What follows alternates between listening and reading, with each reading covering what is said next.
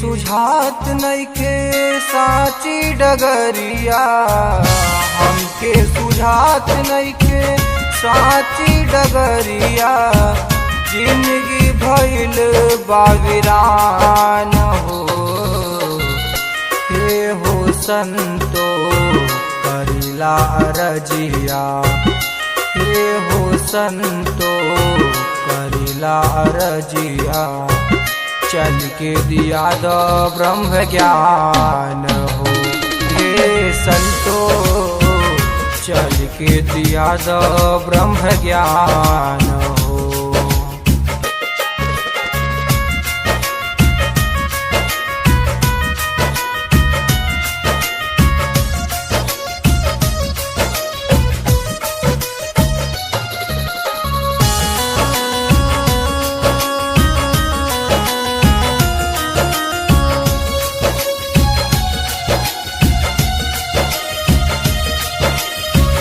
कैले जतन प्रभु राम के न पवली, तीरथ व्रत देवी देवता मनवली, तीरथ व्रत देवी देवता मनवली।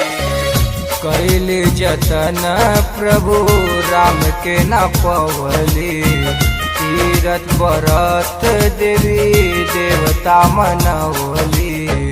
तौनो पे नाही केहू लेहले खबरिया, तौनो पे नाही केहू लेहले खबरिया। सब ही रहल अनजान हो, हे हो संतो करिला अरजिया, हे हो संतो करिला अरजिया। चल के दिया दो ब्रह्म ज्ञान हो, हे संतो चल के दिया दो ब्रह्म ज्ञान हो।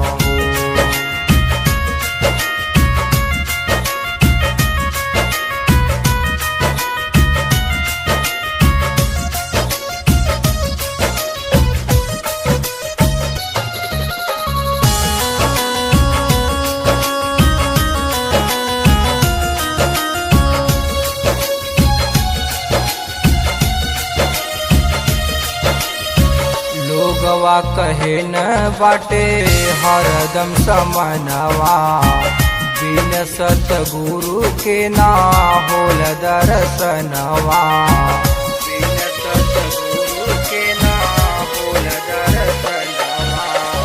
लोगवा कहे न बाटे हरदम समनवा, बिन सतगुरु के ना होल दर्शनवा।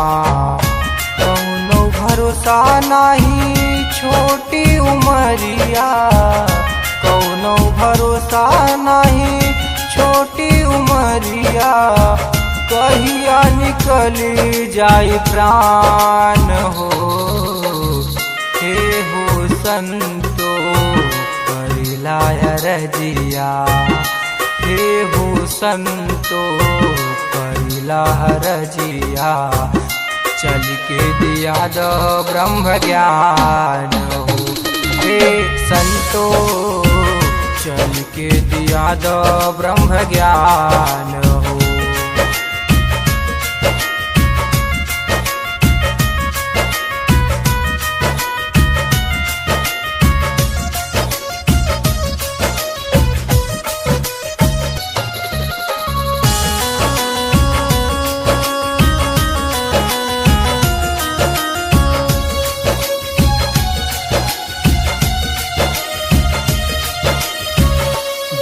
रात आवे नहीं तनिको चयनवा, ताक चकोर बनके दोनों ही नयनवा, ताक चकोर बनके दोनों ही नयनवा।